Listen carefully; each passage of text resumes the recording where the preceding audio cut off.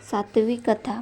विक्रम राजा पुन्हा त्या पिंपळाच्या झाडाकडे आला आणि त्यावरील रुमकळणाऱ्या प्रेताला त्याने खांद्यावर घेतले आणि मौन धारण करून मुकाट्याने तो चालला असता प्रेतातील वेताळ त्याला म्हणाला, राजन, तुझे श्रम कमी व्हावेत म्हणून मी तुला एक कथा सांगतो, ती ऐक. ताम्रलिप्ती नावाची एक नगरी होती. तेथे चंद्रसेन नावाचा राजा होता. एकदा त्या राजाच्या दरबारात सत्यशील नावाचा एक राजपुत्र आला. त्याने आपली ओळख करून दिली, परंतु राजाने त्याला विचारले सुद्धा नाही. तेव्हा तो मनाशी म्हणाला, मी राजकुळात जन्मलो तरी निर्धनच राहिलो. उच्चपद मिळवण्यासाठी महत्त्वाकांक्षा परमेश्वराने माझ्या मनात का बरे निर्माण केली? मी येथे उपाशी पोटी राहून आणि फाटकी वस्त्रे नेसून राजसेवा करीत आहे, तरीसुद्धा राजा माझ्याकडे लक्ष देत नाही. अशा प्रकारचा तो विचार करीत आहे. तोच राजा मालातून शिकारीसाठी बाहेर पडला. तेव्हा हा गरीब राजपुत्रही त्याच्याच मागे मागे धावू लागला. घोर अरण्यात राजाला एक हरिण दिसले. राजाने त्याचा पाठलाग केला, पण तो हरण चपळ गतीने पळता पळता दिसेनासा झाला. त्या अरण्यात राजाला रस्ताच दिसेना. त्याच्या बरोबरचे लोक मागे राहिले. फक्त तो फाटके वस्त्रे नेसलेला राजपुत्र त्याला राजाला दिसला. त्या अश्वारूढ होऊन राजाच्या मागोमाग आलेला पाहून राजाला आश्चर्य वाटले. राजाने त्याला विचारले, या अरण्याचा रस्ता तुला ठाऊक आहे का? होय महाराज, राजपुत्र नम्रतेने म्हणाला. येथे पाणी मिळेल का? राजाने असे विचारता राजपुत्र एका उंच झाडावर चढला आणि पाणी कुठे दिसते का हे म्हणून पाहू लागला. तेव्हा त्याला जवळच एक नदी दिसली. तो राजाला तेथे घेऊन गेला. थकून गेलेल्या राजाने त्या नदीच्या थंडगार पाण्याने स्नान केले. त्या राजपुत्राने राजाच्या घोड्याला पाणी पाजले आणि कोवळे गवत खायला घातले. नंतर राजपुत्राने आपल्याजवळील आवळे काढून राजाला खायला दिले. तेव्हा राजाने त्याला विचारले, हे आवळे कोठून आणलेस? राजपुत्र नम्रतेने म्हणाला, महाराज, आज गेली 12 वर्षे मी आवळे खाऊनच जगत आहे. त्याचे हे बोलणे ऐकून राजा मनात शर्मिंद झाला आणि मनाशी म्हणाला, आपल्या सेवकांपैकी किती दुःखी आणि किती सुखी आहेत हे ज्या राजाला कळत नाही त्याचा धिक्कार असो. असा विचार करून त्याने राजपुत्राने दिलेले आवळे खाल्ले वर थोडे पाणी पिऊन विश्रांती घेतली. मग राजपुत्राने राजाच्या घोड्यावर खोबीर चढवले आणि त्याला सज्ज केले. त्यावर राजाला बसायला सांगून आपण मार्ग दाखवीत पुढे पुढे चालू लागला. थोड्याच वेळात ते राजधानीला येऊन पोचले. त्या राजपुत्राची स्वामीभक्ती पाहून राजा संतुष्ट झाला. त्याने त्याला पुष्कळ धन दिले. मग सत्यशीलने आपली फाटकी वस्त्रे सोडून दिली आणि तो राजा खास सेवक बनला. एकदा राजाने सिंहलद्दीप्याच्या राजकन्येची मागणी घालण्यासाठी सत्यशीलला तेथे पाठवले. एका ब्राह्मणाबरोबर सिंहलद्दीपला जाण्यासाठी तो जहाजावर चढला आणि त्याचे जहाज अर्धे समुद्रात आले असता एक प्रचंड हत्ती समुद्रासमोर आला. तो सोन्याचा असून त्यावर रंगीबेरंगी ध्वजा फडकत होत्या. हे पाहून सर्वांना आश्चर्य वाटले. त्याचवेळी जोराचे वादळ सुरू झाले. वादळी हवेमुळे जहाजावरील ध्वजस्तंभ खेचला जाऊन त्याने हत्ती बांधला गेला आणि प्रचंड लाटांबरोबर तो हत्ती त्या जहाजासकट बुडू लागला. तेव्हा जहाजावरील ब्राह्मण चंद्रसेन राजाला शिव्या देऊ लागले. ब्राह्मणाने केलेली राजाची निंदा स्वामीभक्त सत्यशीलला सहन झाली नाही. त्या हत्तीचा प्रतिकार करण्यासाठी त्याने समुद्रात उडी घेतली.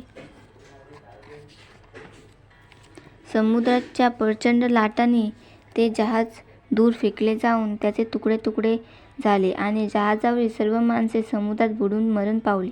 सत्यशील समुद्रात पोहू लागला तेव्हा अकस्मात तेथील समुद्र नाहीसा होऊन त्या जागी एक सुंदर नगर दिसू लागले. तेथे एका उंच पर्वतावर देवीचे सुवर्ण मंदिर एका रत्नजडित स्तंभाजवळ उभारले होते. सत्यशील त्या मंदिरात गेला. तेथील देवीला त्याने नमस्कार केला. तिथे मनपूर्वक पूजा केली आणि हा काय चमत्कार आहे म्हणून विचार करीत देवीसमोर बसला. इतक्यात एका लावण्यवती सुंदरीने मंदिरात प्रवेश केला. तिला पाहून सत्यशील मोहित झाला. तिच्याबरोबर तिच्या मैत्रिणी होत्या. तिने मंदिराची देवीची पूजा केली आणि ती मंदिरात जाऊ लागली. तसा सत्यशीलही तिच्या मागोमाग जाऊ लागला. तेथे त्याला एक महाल दिसला. त्या महालात रत्नजडित पलंगावरती सुंदरी बसली होती. सत्यशीलही तिच्या शेजारी जाऊन तिच्याकडे टक लावून पाहत होता. त्या सुंदरीने सत्यशीलचा मनोदय ओळखून तिने आपल्या सखीकडे पाहिले. त्यावरून तिचा आशय जाणून तिची सखी सत्यशीलला म्हणाली, आज तू आमचा पाहुणा आहेस. तू आता उठ, स्नान कर आणि भोजन कर. तिने दाखविलेले सरोवर तो स्नान करायला गेला. सरोवरात बुडी मारून तो वर आला आणि पाहतो तर असे आढळले की आता ताम्रलिप्ती नगरीमध्ये चंद्रसेन राजाच्या सरोवरात आहोत. हा चमत्कार पाहून त्याला फार आश्चर्य वाटले आणि विचार करू लागला, मी आता जे पाहिले ते स्वप्न तर नाही ना? हा काय चमत्कार आहे? पण नाही, हा अनुभव मी प्रत्यक्ष घेत आहे. त्या पाताळ सुंदरीने मला नक्कीच फसवले आहे. हा विचाराने तो वेडा झाला. त्या सरोवराकाठी तो इकडे तिकडे भटकू लागला. मोठमोठ्याने ओरडू लागला. त्याला पाहून राजाच्या रक्षकांनी सत्यशील आलेल्याचे राजाला सांगितले. हे ऐकून राजा स्वतः त्या सरोवराकाठी आला. राजा त्याला म्हणाला, तू कोठे जायला निघाला होतास आणि कोठे येऊन पोचलास? तू कोणत्या ठिकाणी राहिलास आणि कोठून या ठिकाणी आलास? यावर सत्यशीलने प्रत्यक्ष अनुभवलेला प्रकार राजाला सांगितला. त्यावर राजा मनात म्हणाला, अरे, माझ्या कामासाठी या सेवक गेला असता स्वतः प्रेमपाताशी पाशात अडकून पडला. राजा त्याला म्हणाला, तू शोक करत बसू नकोस. मी तुला ती सुंदरी प्राप्त करून देतो. असे सांगून राजाने त्याला स्नान आणि भोजन उरकून घ्यायला सांगितले. दुसऱ्या दिवशी राजाने एक कारभार मंत्र्यांवर सोपवला व स्वतः सत्यशीलबरोबर सिंहद्वीपास जायला निघाला.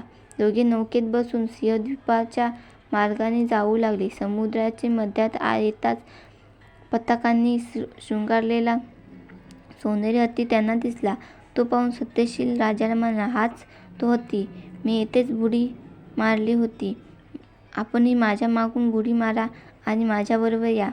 सत्यशीलने समुद्रात उडी मारली. तशी राजानेही त्याच्या मागोमाग बुडी मारली.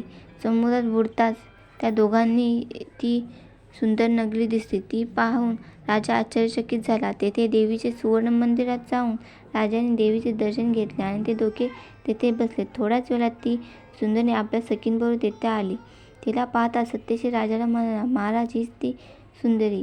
ती सुंदरी चंद्रसेन राजाच्या चेहऱ्याकडे अलौकिक लक्षणे पाहून थक्क झाली. हा कोणीतरी फार मोठा पुरुष असावा असे तिला वाटले आणि देवीच्या पूजेसाठी तिने मंदिरात प्रवेश केला. पण राजाने तिच्याकडे दुर्लक्ष करून सत्यशीलला घेऊन उद्यानात निघून गेला. त्या सुंदरीने देवीची पूजा केली आणि मंदिराच्या बाहेर येऊन आपल्या सखीला म्हणाली, आता मी येथे एक उमदा पुरुष पाहिलेला. तो कोठे आहे हे पाहून ये. त्या सुंदरीच्या आज्ञेप्रमाणे तिने उद्यानात बसलेल्या राजाला शोधून काढले. त्यानंतर स्वतः ती सुंदरी राजाला भेटायला आली आणि राजाला म्हणाले, आपण आमचे अतिथी आहात, तरी आता आपण आमच्या महाली चलावे. राजा म्हणाला, हे सुंदरी, माझ्या मित्राने मला येथील देवीची हकीकत सांगितली म्हणून आम्ही समुद्राच्या ध्वजाच्या रस्त्याने येथे आलो. येथे आल्यावर देवीचे दर्शन घेतले. त्यानंतर तुम्ही दिसलात. यावर आणखी आतिथ्य कशाला हवे? तेव्हा ती सुंदरी म्हणाली, माझे दुसरे नगर तरी पाहायला चला. तेव्हा राजा हसून म्हणाला, मला त्या नगराबद्दल माझ्या मित्राने सर्व सांगितले आहे. त्या नगरात तो स्नान करायचा तलाव आहे ना? ती सुंदरी म्हणाली, महाराज, दुसऱ्यांना फसविण्याचा माझा स्वभाव नाही. तुमचे शौर्य पाहून मी तुमची दासी झाली आहे. माझ्या म्हणण्यांना नकार देऊ नका. तेव्हा राजा सत्यशीलासह तिच्याबरोबर गेला. सुवर्ण मंदिराच्या द्वारापाशी येताच तिने एक दरवाजा उघडला आणि त्या राजाने त्यात प्रवेश करताच त्याला एक दिव्य नगर दिसले. त्या नगरात फळाफुलांनी झाडेवेली बहरून गेली होत्या. मेरू पर्वतासारखे ते नगर सोने आणि रत्ने यांनी बनले होते. तेथे किमती रत्नासन होते. त्यावर राजाने त्यावर राजाला तिने बसवले. तेथे त्याने सन्मान करून ती म्हणाली, महाराज, असुरांचा राजा कालनेमी याची मी मुलगी आहे. श्री विष्णूने माझ्या पित्याचा वध केला. ही दोन्ही नगरे विश्वकर्म्याने निर्माण करून माझ्या पित्याला दिली होती. आता तुम्हीच माझे पिता. तेव्हा त्या असुरकन्येला राजा म्हणाला, मग तू माझी मुलगी झालीस. मी तुला माझा मित्र सत्यशील याचे स्वाधीन करतो. तो गुणी व पराक्रमी आहे.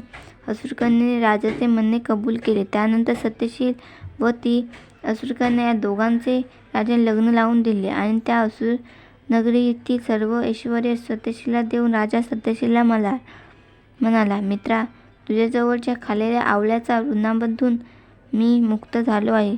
मग तो असुरकन्येला म्हणाला, तुम्ही आता सुखाने राहा आणि मला माझ्या राजधानीकडे जाण्याचा रस्ता दाखवा. तेव्हा तिने राजाला 2 वस्तू भेटी दिल्या. त्यात अपराजित नावाचे खड्ग, दुसरी मृत्यू आणि आजारपण कायम टळेल असं एक फळ दिले आणि एका तलावाकडे बोट दाखवली. तिने त्या राजाला बुडी मारायला सांगितले. राजाने बुडी मारली आणि राजा आपल्या राजवाड्यातल्या तलावातून वर आला. राजा कार्यात यशस्वी झाला आणि सत्यशील असुरकन्येचे राज्य चालवू लागला. अशा प्रकारे अद्भुत कथा सांगून वेताळ राजाला म्हणाला, आता सांग की या दोघांमध्ये समुद्रात उडी टाकण्याचे कोणाचे धैर्य अधिक दिसून येते, सत्यशील की राजा सत्यसेनचे? राजा म्हणाला, सत्यशील अधिक धैर्यवान आहे, कारण त्याला पुढील भविष्य माहीत नव्हते व मृत्यूची पर्वा न करता त्याने समुद्रात उडी घेतली. राजाला तेथील मार्ग आधीच समजला होता, म्हणून त्याने जाणून बुजून उडी मारली. राजाचा मौनभंग होताच वेताळ त्या झाडावर जाऊन पुन्हा लोंबकळू लागला.